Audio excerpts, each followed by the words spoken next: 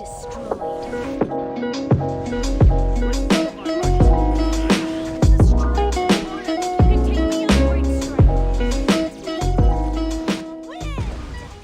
is going on, guys? It is your boy Cash, and I am here today to do a Charlotte guide. Because why not? She's a brand new character on the banner, as in she's new to the banner. She's old as hell. This character is actually, if you guys can dial it back all the way to the history books, she was one of the characters that I got on a selective summon and decided to pass. Because at the time, the only information that they gave us was that she was a knight, and I was looking through her skills and I was like, wow, this is like a crappy tank character.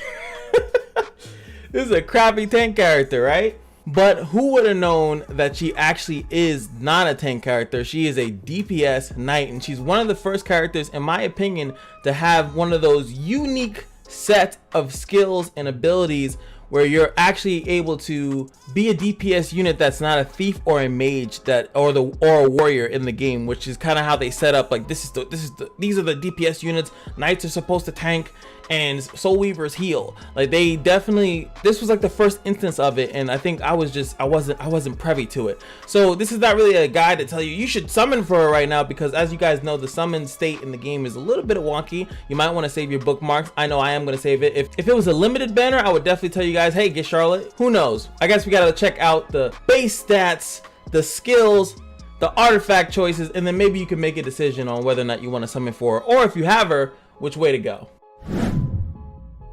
First and foremost, I like to go off with the base stats, of course. So we got the attack at 1134, we got the HP at 5825, we got the speed at 99, the defense at 662. As we can see, if I toggle this on and off, boop, boop, boop, boop, boop. Life, death, life, death, life, death. One of the cool things that she does get is obviously crit chance. She gets more attack and she gets more HP. She is a Leo, and thankfully, my comment section actually has put me on that every single zodiac sign gets the same boost. I did not know that until someone let me know when I was talking about Lilibet. So depending on what your zodiac sign is, those are the boosts that you're gonna get, which kind of sucks. I really think that they shouldn't do that. It's kind of dumb because the zodiac signs mean literally nothing, but for her it's actually pretty good because it gives her additional attack, it gives her crit chance, which is gonna dive right into what her kit does, because that is the most importante thing about how she works and how you're gonna get damage out of a DPS knight.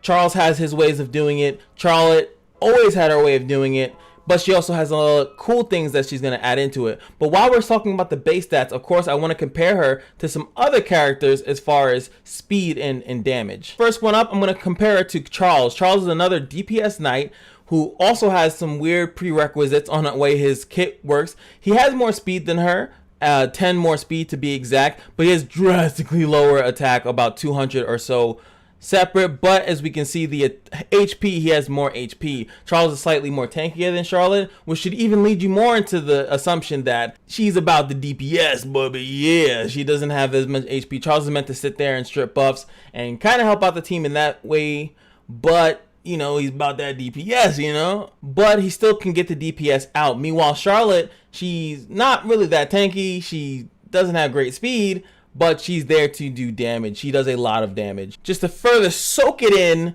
I wanted to also compare it to CC. Now, as you can see, CC has decent speed at 110. She has 6,700 HP, but her attack is relatively low. So just to show you a difference of what a knights that are meant to kind of stay there and kind of be there and have some sticking power. Even Charles has a defense buff. CC has shields. As we're about to see, Charlotte has none of that.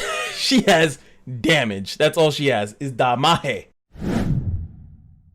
Now, as you can see, what's really cool is that she's a dual wielding little girl that's a queen or whatever, who knows. But let's look at the S1, dual swords. Attacks with 2 swords, increases the attack of the caster for 2 turns if the enemy's health is above 50%, or has a 50% chance to decrease the defense of the enemy for 2 turns if the enemy's health is below 50%. So one if it's above, one if it's below. So obviously it's good when the fight starts out. They're healthy, you're gonna get an attack buff. And then you can see here that all you can do here, there's no way of increasing the chances of any of those things happening. All you can do is increase the damage. Damage. Also, you're going to gain 1 focus, and that's going to be relevant when we get down to the S3 portion of it. Next up is the ground slam. One of her bread and butter moves slams the ground to inflict damage on all enemies with a 25% chance to stun for 1 turn. The caster's combat readiness is increased by 30% for each time an enemy is stunned. So you want to lead off with the skill. 25% is pretty low. As you can see, it does go up to 35% if you level it up, but it's a way to get free focus, 2 focus at that. And then you get your combat readiness depending on how many people are stunned, which will give you your turn again. Away with you! The lady of the swamp has arrived! And last but not least, we have the vortex. Cuts all enemies while spinning. Damage dealt drastically increases proportional to the number of stacked focus. That's what this for, and that's what this is for. Now I'm going to pop up on the screen how it scales and everything like that. So obviously the more focus, the better the damage. But also it changes the animation. So this is what the animation looks like when you don't have full focus. Don't play around! Kneel before me and pay your respects. So that's how it looks like. As you can see, there's no focus that you gain from here. So while you're waiting for your focus to stack up, that's why you want to start off with the ground pound, get the stuns, get your attack up, lower their defense if you can. Pretty much your biding time, because if you could, like I show you on the screen, based on once you get this S3 all the way up, you get all the focus. Away with you! Then you can see here, now we're fully stacked. Now we're going to do the good damage. Now the skill animation is going to actually change. Don't play around! Gale wind! The lady of the swamp has arrived! So yeah, pretty dope. As you can see, if you're familiar with TK Gallant, he actually just dropped the video on Charlotte. Well, not on her, but using her in a guild war. You can see how much damage she does, especially with the greater attack up. That's a really, really good one. Does crazy DPS, and it's really going to allow you to just sweep out teams. That's kind of what she's meant for. Just takes a little bit too long. As you can see, it's going to be a S2, S1, S2, or just more S1s depending on what you want to keep the attack buff up, depending on who you keep attacking, or the defense break. Then you just hit them with the S3 when it's ready. Now you could use the soul burn if you want to use it early, but why? The only reason why you use it early is to get the 2 souls early, or just to, I guess, clear out a couple targets that are AoE, but it's usually best to just kind of save it, wait for it, and then do a better cleave when it's at 5. As you can see, it scales really good off to how many focus you have, so might as well just save it. And most important to note is that you do not consume the focus at all. So once she's stacked up here, you're going to have it forever. So then you might want to soul burn it so you can keep using it again and again. A lot of people put her on lifesteal so she can just farm all day. She's still a little bit squishy, but she can still farm for you if you need her to. Alright guys, let's talk about gear that we would like to put on our lovely little dual wielding crazy queen swamp thing, whatever the heck that's going to be called. That's like nightmare fuel if you really think about it. First up, we're going to have to talk about lifesteal. As I mentioned in the skills, is that she can be a farm unit for you. She does have an S2 that does pretty good damage. Her S3, whether it's used on full focus or non-full focus, is a decent amount of heal for her, and she can sustain herself. I can actually say that I've used a couple of Charlottes from people to actually farm out there in adventure mode when you need to get stuff done out there. So it's just pretty good. She also can clear stages, like if you have those urgent missions, she can definitely help you out with those. So putting her on lifesteal is not really that bad of an issue. I think that it's one of her better sets if you need to use her as a farm unit. Critical set, I have to mention just for the pure fact of the fact that she does need to kill when you do put her in there. Now what I mean by that is that she is such a setup character. You're pretty much trying to get this focus, trying to stall out time, kind of keep her alive. She doesn't really have any defensive mechanisms outside of hopefully getting the stuns on the S2. So you kind of want her to, when she does go, she's doing a lot of damage. If you're thinking about it as far as when she hits, she needs to hit hard. She has to force heals. She has to force barriers. She has to force a lot of stuff when she does hit, and then she pretty much cleans them up. She can definitely 100 to 0 characters. So you just kind of need her to provide that pressure on your team if you're using her in PvP. Counter is very cheeky. Remember, her S1 does give her 1 focus.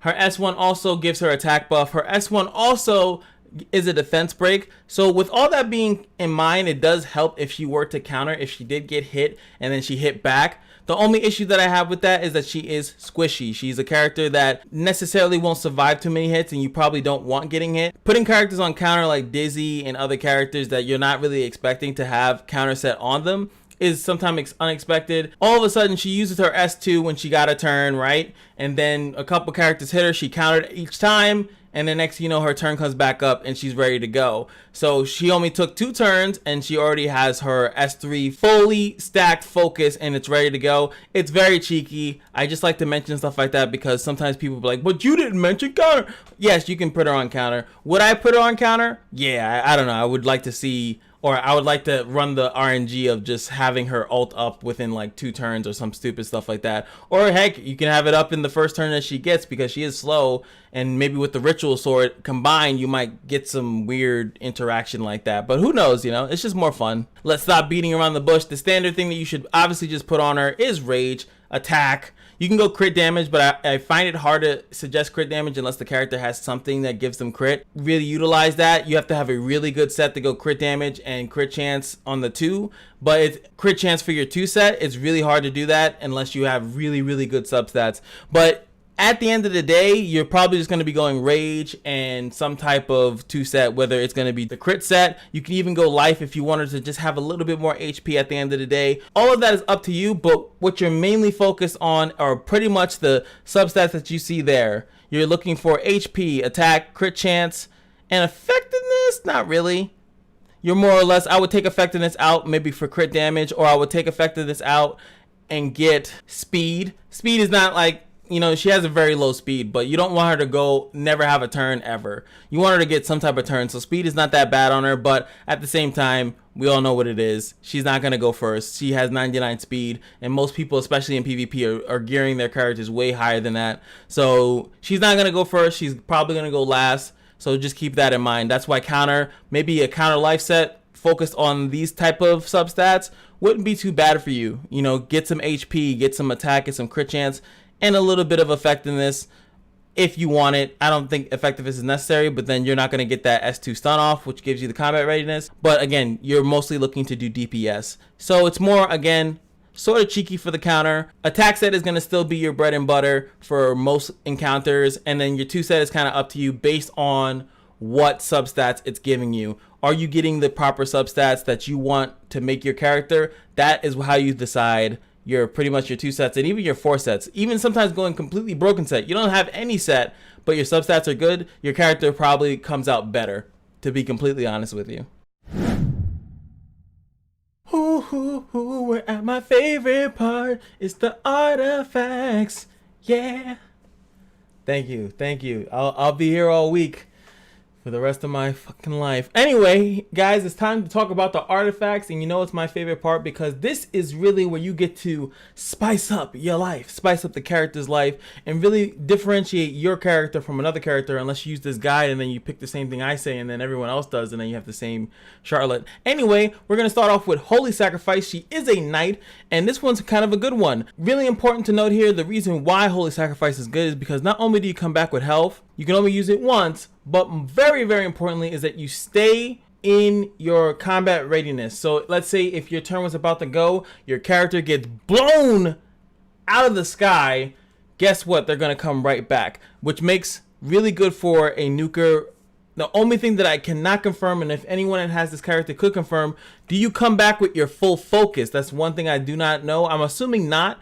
I know that usually when a character dies, they have to have something that gives them back their focus or interacts with it. But that is the one thing that I don't know as far as does Holy Sacrifice take away your focus from a character, because this is the only artifact that does that. I would test it on like Bologna or something like that, but I don't have that. So yeah.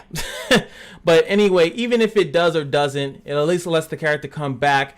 And like I said, if you're gonna be using a nuke type character, it's really good that there's a revive. That is why Ruel of Light is so strong, is because the ability to bring back a character that has the other person has worked hard to kill and then you just bring them back anyway is really strong. Obviously you want this to be maxed if you can have it, So it's guaranteed to happen instead of this 50%, and then it's kind of like a wasted artifact in that regard. It's really good. Maybe not as good, but it's still pretty good because as they're attacking other targets, that means that your Charlotte will be able to boom, randomly get a hit to give herself an attack buff or a defense break target depending on their HP situation. But I think depending on the comp, they'll actually might want to snipe her out because she's very likely known to be your DPS unit. So unless you're making her some type of a hybrid of a character, then they're gonna pretty much know that's the problem unit. But if they happen to AoE and maybe she stays alive, then she's gonna attack them and it's gonna do a decent amount of damage. So it is a pretty good option for her if you have it. Justice for All is a little cheeky, but it's still a good option. You get a random buff at the end of your turn. As we all know, she takes a little bit of time to pretty much tune up the old horns, baby, or tune up whatever the heck you want to call them, until she gets those 2 swords all full focus to do the maximum amount of damage. She's going to take some time, so why not have something that's giving her a buff? She might get an attack buff, might get a crit chance buff. Who knows what she'll get? Maybe continuous healing or a defense buff to help her out, barrier, immunity, whatever the heck. It could help her out. It's still a gamble unless it's maxed out, but still not that bad of an option. Healing Lance, I kind of like it just for the simple fact is that it does give you combat readiness as long as they are not focusing you. If you have a more important target in your team comp, she'll pretty much get combat readiness. You also know that her S2 gives her combat readiness depending on how many people get stunned. So it's a really cool interaction as far as allowing you to get extra turns. You use moves on your turns because there's no defend button in this game. You get your focus faster. That's kind of the only thing about it. If you don't have some of the other ones, the other 5-star artifacts, maybe use the Healing Lance if you want to make her turns come just a little bit faster if you have other threats on your team. Those threats could be Soul Weavers or other warriors or anything like that that you think you can bait your opponent into hitting a couple times, and then all of a sudden they'll see that they're giving combat readiness to Charlotte, then Charlotte gets more turns, and then she nukes the heck out of the whole team. Portrait's also good because she is a nuker. Really good thing to take characters that are higher in health. They're going to take more damage. And if you don't have that one because you missed the event where they were giving it out, you could also go with the Exorcist Tonfas. Again, she's meant to just be crazy DPS. So embrace it. Embrace the DPS. And that's all I got to say about the good old Charlotte. I think she's a phenomenal character. I love a character that has the ability to be a DPS unit, but in a role that is not known to do DPS. Now, we also know now, the game has been out now, so now there are more characters that are in other roles that do different things, which is really cool. But I feel like she's the originator. She was the original character that you looked at, you saw the Knight logo, and you were like, oh god, she has to be some tanky thing. And it's like, nope, she's all about DPS. And the fact is that her base attack is so low, or lower than most, that you could tell that she's pretty much focused around that S3. Make sure you get that thing focused up all the way up, nuke targets to hell and profit. Hopefully you guys enjoyed the video, and remember, every day at the Kashino is your lucky day, and I will see you guys in the next video. Peace.